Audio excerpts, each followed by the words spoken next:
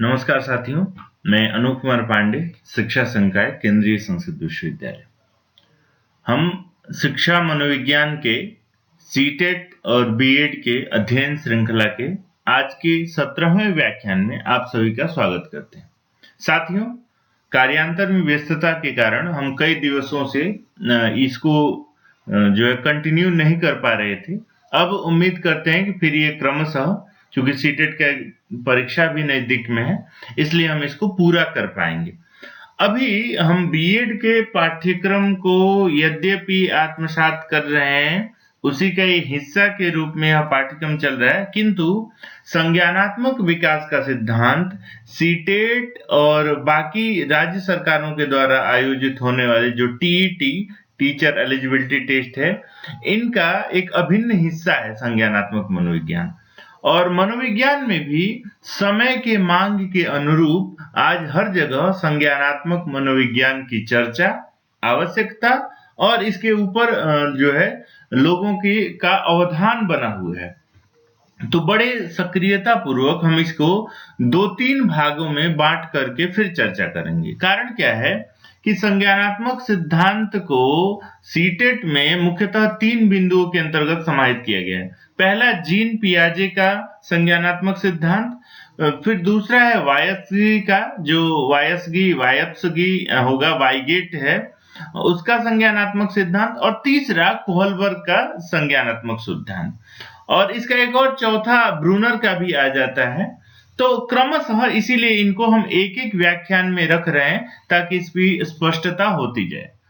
और आज हम संज्ञानात्मक विकास के सिद्धांत के परिचय के रूप में, इसकी एक ऐतिहासिक पृष्ठभूमि के रूप में सामान्यतः आपसे चर्चा करेंगे।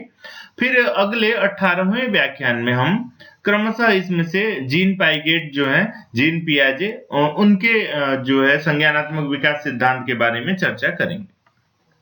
साथियों, संज्ञानात्मक सिद्धांत या संज्ञानात्मक विकास के सिद्धांत या संज्ञानात्मक मनोविज्ञान, इस शब्द से सामान्यतः आपको यह जब सुनते होंगे तो फिर कॉग्निटिव, ये तमाम तरीके के बिंदु मस्तिष्क में आते होंगे, लेकिन है यह बहुत साधारण सा, बहुत आसानी से समझने वाला। संज्ञान क्या है?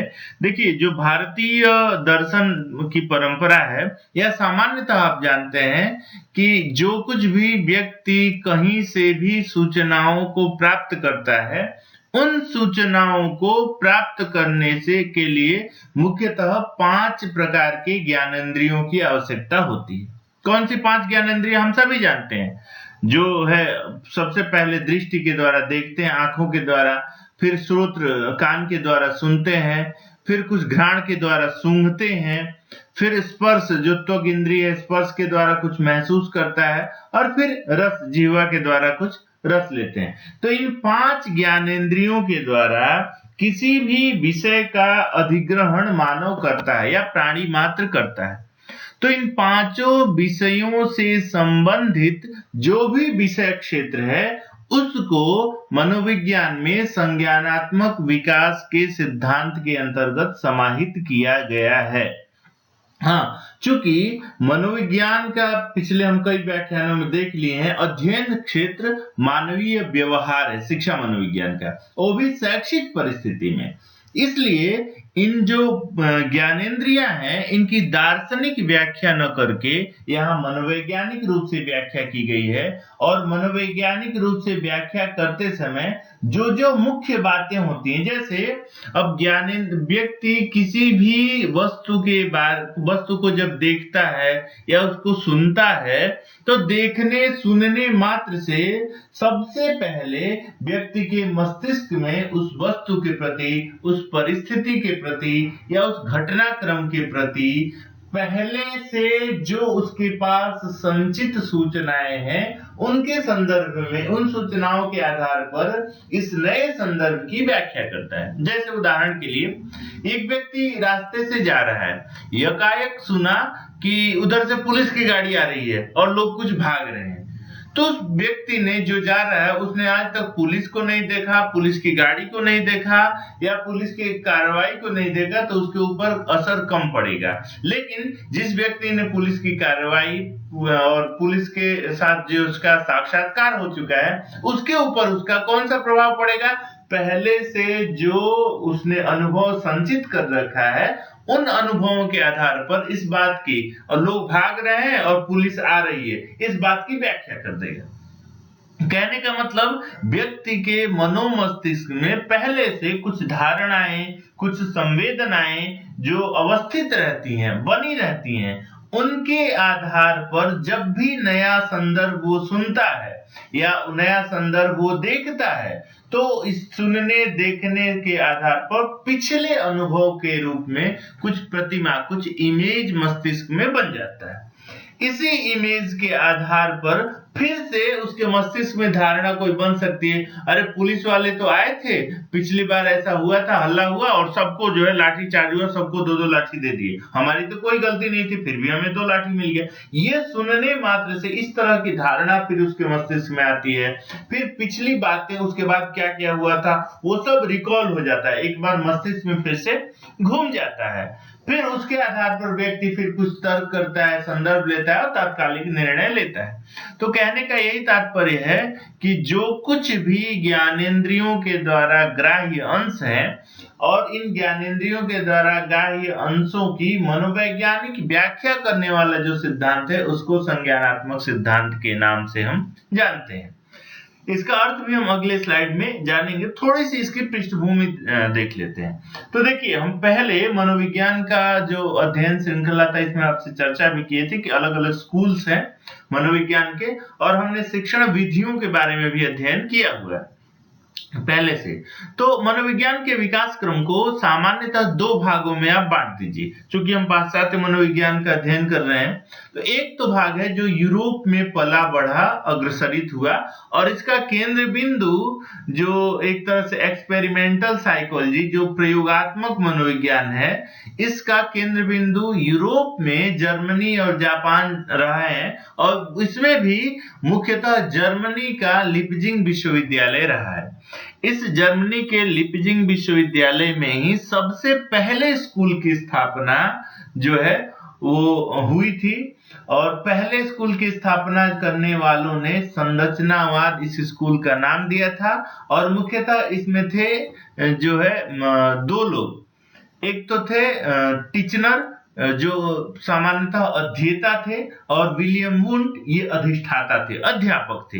इन दोनों ने मिलकर, विलियम वुंट और टिचनर ने अनुसंधान किया, कार्य किया, और विलियम वुंट जो है वहां के आचार्य थे, उन्होंने प्रतिष्ठापित किया। इनको श्रेय जाता है संरचनावाद की स्थापना का, प्रायोगिक मनोविज्ञान का जन्म का। संरचना में क्या, मानसिक संरचनाओं का अध्ययन हमने सामान्यतः चर्चा अध्ययन विधि के संदर्भ में किया हुआ है, अभी यहाँ बहुत डिटेल नहीं करते हैं।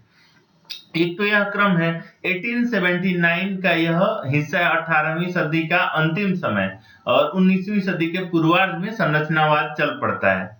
फिर संरचनावाद के विरोध में या उसके अपोजिट सामान्यतः अमेरिका में चर्चाएं शुरू होती हैं, और अमेरिका में तब विलियम जेम्स रहते हैं। विलियम जेम्स जो है 1980 में एक पुस्तक लिखते हैं, प्रिंसिपल्स ऑफ साइकोलॉजी। ये 1980 में 2 वॉल्यूम में प्रकाशित होती है। पुस्तक का क्या नाम है? Principles of psychology. इस साइकोलॉजी के प्रिंसिपल मतलब साइकोलॉजी के सिद्धांत आप कह सकते हैं। इसमें इन्होंने मानसिक प्रक्रियाओं के बारे में चर्चा की है। मानसिक अब तक जो था वो स्ट्रक्चर मतलब ढांचा, संरचना के बारे में 1889 ईस्वी में 1879 में विलियम वुंट ने और टिचनर ने चर्चा किया। कहां पे? यूरोप में, जर्मनी में। इसके विरुद्ध आप अमेरिका में देखिए, अमेरिका में विलियम जेम्स रहते हैं, और इन्होंने 1980 में प्रिंसिपल ऑफ साइकोलॉजी अपनी किताब लिखती है। और इसी किताब को जो संरचनावाद के अगेंस्ट अपोजिट में एक नया संप्रदाय शुरू होता है, प्रकार्यवाद। इस प्रकार्यवाद को अंग्रेजी में फंक्शनलिज्म कहते हैं, क्योंकि ये स्ट्रक्चर को छोड़ करके फंक्शन पे कार्य करता है, ये संरचना को छोड़ करके ढांचा पर कार्य करना शुरू करता है। तो इस प्रकार्यवाद को संरचनावाद के अपोजिट उपस्थिति के रूप में आप देख सकते हैं। उसी अमेरिका में फिर आगे चल करके व्यवहारवाद भी फलीभूत होता है, व्यवहारवाद प्रतिफल स्वरूप दिखाई देता है। तो ये दोनों चीजें अर्थात प्रकार्यवाद व्यवहारवाद अमेरिका में और यूरोप में जो संरचनावाद थी, इसी संरचनावाद से संबंधित अगला एक संप्रदाय शुरू होता है जिसको सामान्य भाषा में 19वीं सदी के मध्य से इसका आप आरंभ मान सकते हैं, देख सकते हैं। और यह संप्रदाय जो होता है जिसको संज्ञानात्मक मनोविज्ञान कहते हैं। तो एक क्रम जो है वो पहले संरचना के बाद संज्ञान, ये दोनों यूरोप का देन हो गया। फिर एक फंक्शन कार्य और दूसरा हो गया व्यवहार, ये दोनों अमेरिका का देन हो गया। तो सामान्यतः इसके ऐतिहासिक पृष्ठभूमि में आप देखें समझे तो इस चीज को बड़े आसानी से समझ सकते हैं कि यूरोप का और अमेरिका का, इन दोनों का मनोविज्ञान बटा बटा था। और यूरोप में जहां संज्ञान के बाद धीरे धीरे जहां संरचना के बाद संज्ञान की तरफ मनोवैज्ञानिक बढ़े, वहीं पर अमेरिका में जो है वो कार्य के बाद व्यवहार, फंक्शन के बाद फिर बिहेवियरलिज्म, व्यवहारवाद की तरफ मनोवैज्ञानिक बढ़े। हाँ, ये जरूर एक दूसरे के रिएक्शन के फलीभूत शुरू हुआ। देखिए, संरचनावाद के अगेंस्ट रिएक्शन में प्रकार्यवाद जो है जन्म लिया। उसी के बाद प्रकार्यवाद फंक्शन से धीरे धीरे फंक्शन को ऑब्जर्व करने की जब प्रणाली है, तब उन्होंने ही व्यवहारवाद को जन्म दिया, अमेरिकियों ने। उसी के व्यवहारवाद के अपोजिट अगेंस्ट फिर संज्ञानात्मक मनोविज्ञान का जन्म होता है। संज्ञान क्या है? तो व्यवहार में जो चीजें दिखाई देती थी उनके उद्दीपक अनुक्रिया का वर्णन अध्ययन किया जाता था, जबकि संज्ञान में व्यक्ति में अंतर्निहित जो क्षमता है उनका अध्ययन किया जाता है। अब देखते हैं वो कौन कौन सी क्षमताएं हैं। संज्ञानात्मक मनोविज्ञान के अर्थ को एक बार जानते हैं। सामान्यतः आपने पृष्ठभूमि समझ लिया। 1879 में जो है जन्म होता है किसका? संरचनावाद का।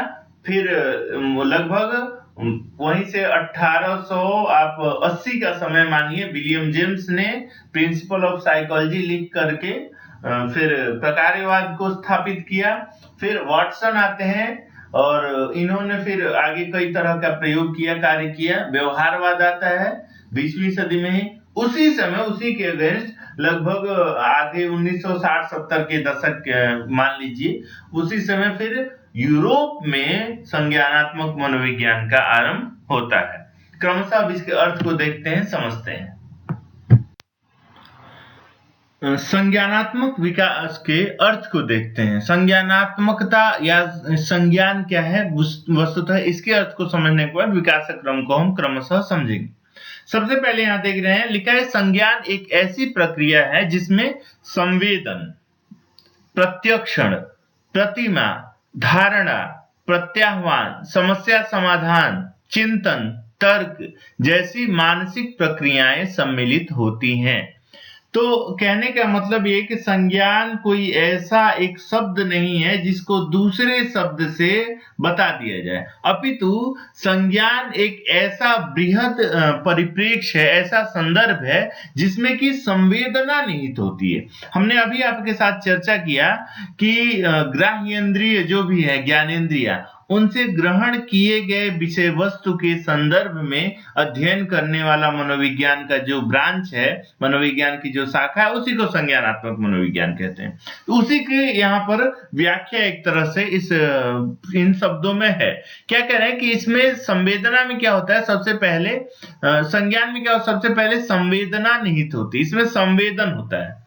सेंसेशन का तात्पर्य ही है हमारा जो सेंस है, हमारा जो सोचने विचार करने की का प्रक्रिया और किसी भी परिस्थिति को या घटनाक्रम को या तथ्य को आत्मसात करने की जो प्रक्रिया होती है वह संवेदना में निहित होती है।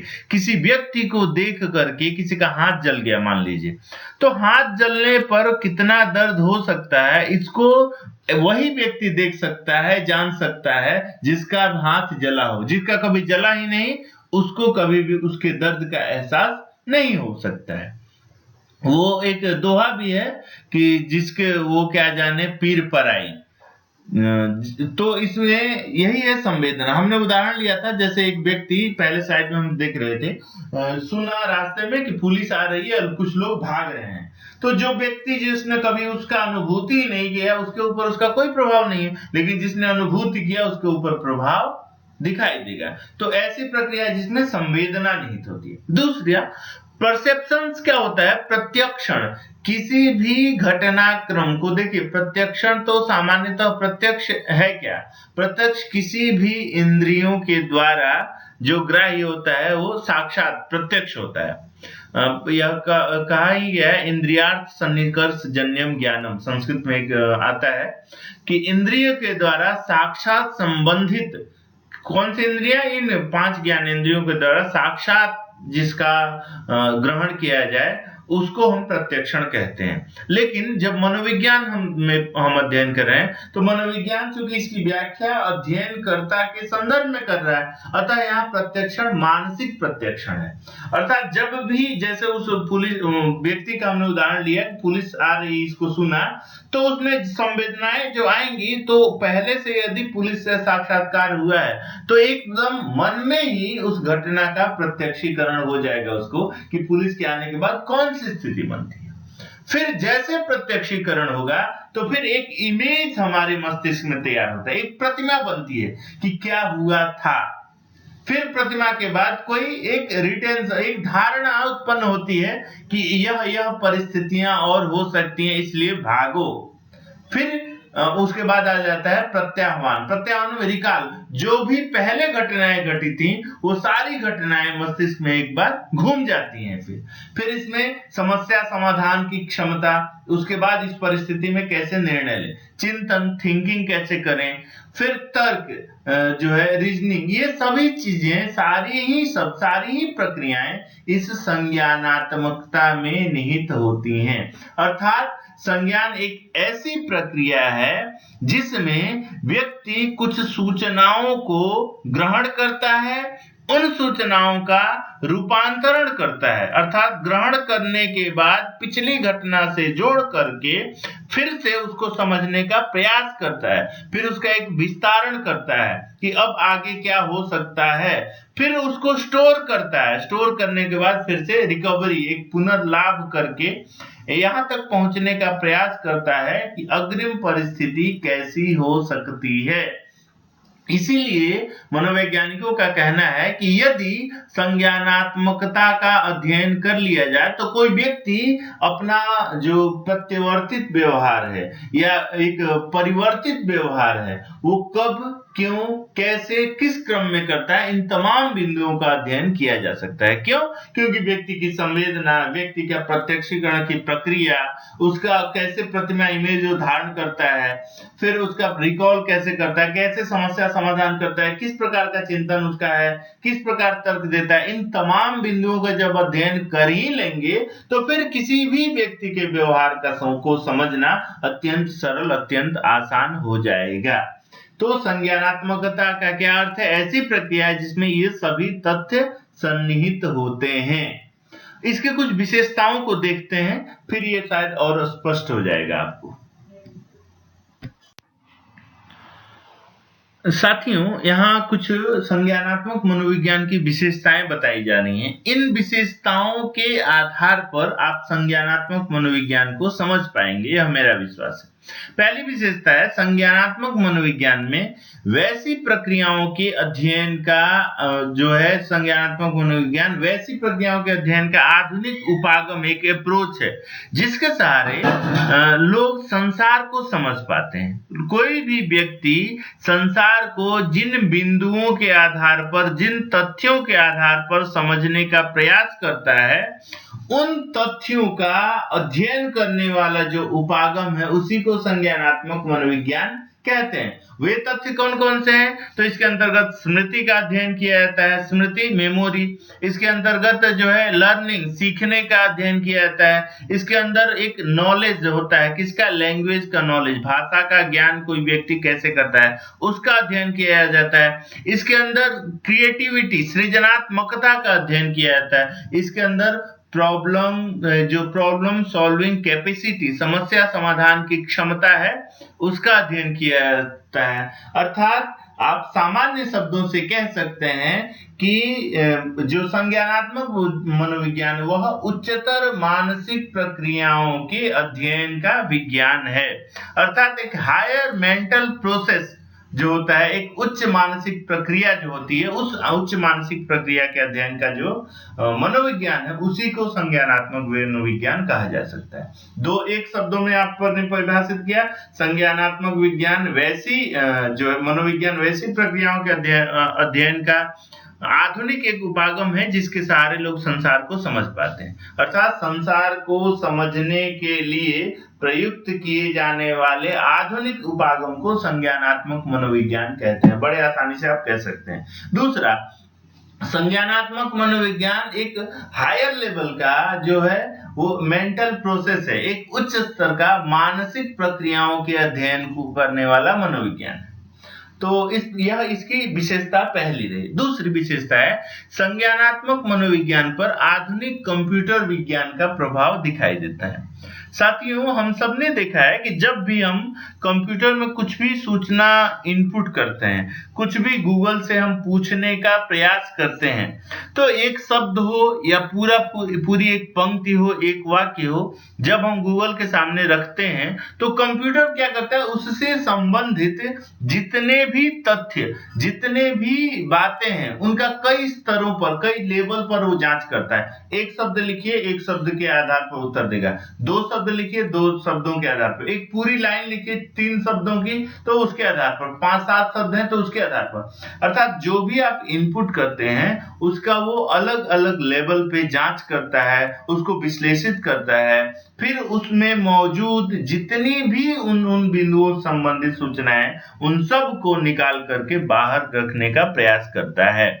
ठीक यही क्रम, यही कार्य संज्ञानात्मक मनोविज्ञान का भी है।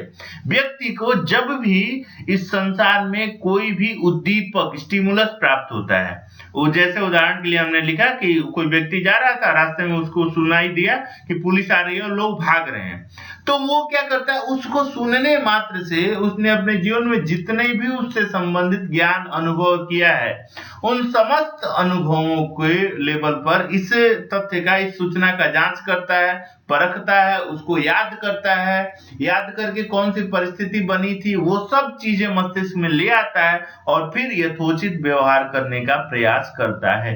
तो संज्ञानात्मक मनोविज्ञान इसलिए अध्ययन की दृष्टि से वो भी मनोविज्ञान में, शिक्षा मनोविज्ञान में अत्यंत उपयोगी है। और इसकी दूसरी यह विशेषता हो गई कि कंप्यूटर विज्ञान का इस पर पर्याप्त प्रभाव दिखाई दे रहा है। तीसरा, इस पर संरचनावादियों का भी पर्याप्त प्रभाव है। संरचनात्मक मनोविज्ञान, हमने यह कहा है कि यूरोप में विकसित होने वाली ये दोनों जो है स्कूल हैं, एक तो जो संरचनावाद, दूसरा संज्ञानात्मक मनोविज्ञान। तो इन दोनों का इसलिए यूरोप का प्रभाव भी है। दूसरा, मानसिक संरचना पर भी अंतर्दर्शन विधि ध्यान देती है। किसी व्यक्ति को स्वयं देख करके वो इसलिए व्यक्तिनिष्ठ हो गई थी, लेकिन संज्ञान में व्यक्ति को ऑब्जर्व किया जाता है। इसमें एक तरह से व्यवहारवादियों के भी द्वारा प्रवर्तित जो तमाम विधियां हैं मनोविज्ञान शिक्षण, जैसे प्रयोगात्मक विधि, व्यवहारात्मक ऑब्जर्वेशन मेथड जो है, वो इन सब का उपयोग किया जाता है। लेकिन संरचनात्मक मनोविज्ञान का भी इसके ऊपर प्रभाव जो है पर्याप्त है। क्यों? वहां मानसिक संरचना, और यहाँ दूसरा व्यक्ति देख रहा है कि दूसरे व्यक्ति की कब किस तरह की स्मृति है, कितना चीजों को याद कर पाता है, कितना वो सीख पाता है, कैसे भाषाई स्तर पर कई बिंदुओं का वो जवाब दे पाता है, एक शब्द, दो शब्द, 3 शब्दों को मिला करके वाक्यों का निर्माण कर पा रहा है, कैसे उसमें नई क्रिएटिविटी, कैसे समस्याओं का समाधान करता है। तो इन तमाम बिंदुओं को के आधार पर संरचनावादियों के से मिलता जुलता सिद्धांत है। अंतर क्या था? बस संरचनावाद में व्यक्तिनिष्ठ था, व्यक्ति स्वयं अपने इन तथ्यों का अन्वेषण करता था, और संज्ञानात्मक में एक ऑब्जर्वर, एक अध्यापक या एक मनोवैज्ञानिक जो है दूसरे के क्रियाकलापों का को ऑब्जर्व करता है, देखता है, फिर उनको लिपिबद्ध करता है, उन बिंदुओं पर किसी भी समस्या का समाधान निकालने का प्रयास करता है। तो साथियों, इस प्रकार से हमने यह देखा कि संज्ञानात्मक मनोविज्ञान की एक पृष्ठभूमि इसमें देखी, कैसे संज्ञानात्मक मनोविज्ञान का जन्म और क्यों हुआ। दूसरा हमने यह देखा संज्ञानात्मक मनोविज्ञान का सामान्य अर्थ क्या है। सामान्य अर्थ क्या है? संज्ञानात्मक मनोविज्ञान एक ऐसा मनोविज्ञान है, ऐसी मानसिक प्रक्रिया है जिसमें जो है संवेदना, प्रत्यक्षण, प्रतिमा, धारणा, प्रत्याह्वान, समस्या समाधान, चिंतन, तर्क इत्यादि मानसिक प्रक्रियाएं जो है सम्मिलित होती हैं। और इन सभी का अध्ययन मनोवैज्ञानिक या शिक्षक इसलिए करता है ताकि किसी भी बच्चे के जीवन से संबंधित तमाम समस्याओं का समाधान किया जा सके। इसमें हमने यह देखा पृष्ठभूमि के रूप में कि 1879 में विकसित होने वाले संरचनावाद जो कि यूरोप में विकसित हुआ था, उसके रिएक्शन, उसके प्रतिफल स्वरूप अमेरिका में जो है विलियम जेम्स ने सीधे अपने प्रिंसिपल्स ऑफ साइकोलॉजी इस किताब में प्रकारवाद को जन्म दिया, प्रकारवाद के इस नामक सिद्धांत को प्रतिष्ठापित किया।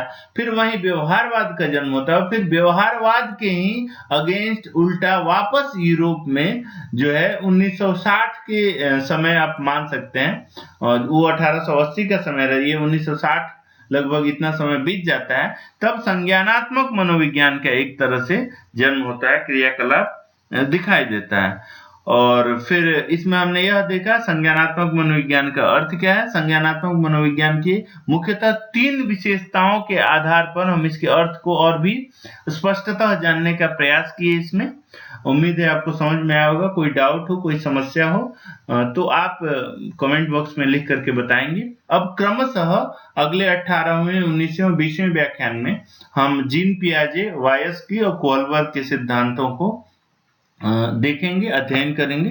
तब तक के लिए सभी का बहुत बहुत धन्यवाद।